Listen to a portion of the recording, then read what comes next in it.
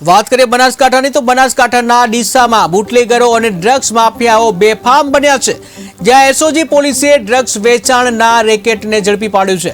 બાતમીના આધારે ડ્રગ્સના અડ્ડા ઉપર દરોડા પાડવામાં આવ્યા, જ્યાં ડ્રગ્સ માફિયાઓના ઘરેથી 19 ગ્રામ હેરોઇનનો જથ્થો જપ્ત કરવામાં આવ્યો છે। ડ્રગ્સ માફિયાની દબોચી અને અન્ય 2 લોકોને ઝડપવા ચક્રો ગતિમાન કરવામાં આવ્યા છે। 2024ના રોજ અમારી એસઓજી બ્રાન્ચને માહિતી મળેલી કે ડીસા શહેરમાં આવેલા ગાયત્રી મંદિરની પાછળ અને બસ સ્ટેન્ડના ભાગમાં અમુક ઇસમ દ્વારા ત્યાં એનડીપીએસના પદાર્થોનું વેચાણ કરવામાં આવે છે, જેમાં એનું નામ તરીકે કોઈ વિપુલ નામનો છોકરો છે કે જે આ વસ્તુ કરે છે તેની ખાનગી રાહે બાતમી મળેલી હતી।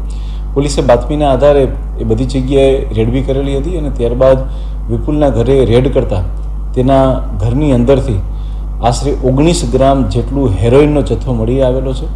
પોલીસે સરકારી સાહેદોને સાથે રાખી અને રેડ કરેલી હતી અને આટલો હેરોઇનનો જથ્થો પોલીસે કબજો કરેલો છે।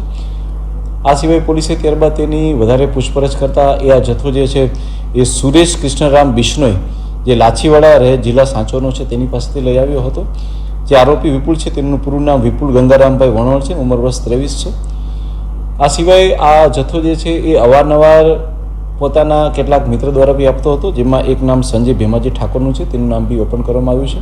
હાલમાં બંને આરોપીને પકડવા માટેની તજવીજ ચાલુ છે। 2024ના રોજ અમારી એસઓજી બ્રાન્ચને માહિતી મળેલી કે ડીસા શહેરમાં આવેલા ગાયત્રી મંદિરની પાછળ અને બસ સ્ટેન્ડના ભાગમાં અમુક ઇસમ દ્વારા ત્યાં એનડીપીએસના પદાર્થોનું વેચાણ કરવામાં આવે છે, જેમાં એનું નામ તરીકે કોઈ વિપુલ નામનો છોકરો છે કે જે આ વસ્તુ કરે છે તેની ખાનગી રાહે બાતમી મળેલી હતી।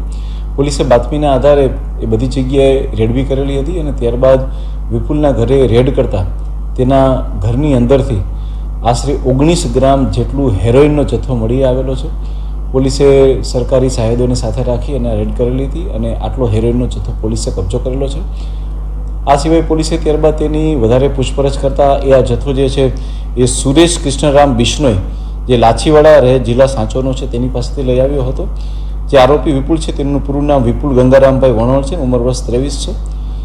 આ સિવાય આ જથ્થો જે છે એ અવારનવાર પોતાના કેટલાક મિત્ર દ્વારા બી આપતો હતો, જેમાં એક નામ સંજય ભેમાજી ઠાકોરનું છે, તેનું નામ બી ઓપન કરવામાં આવ્યું છે।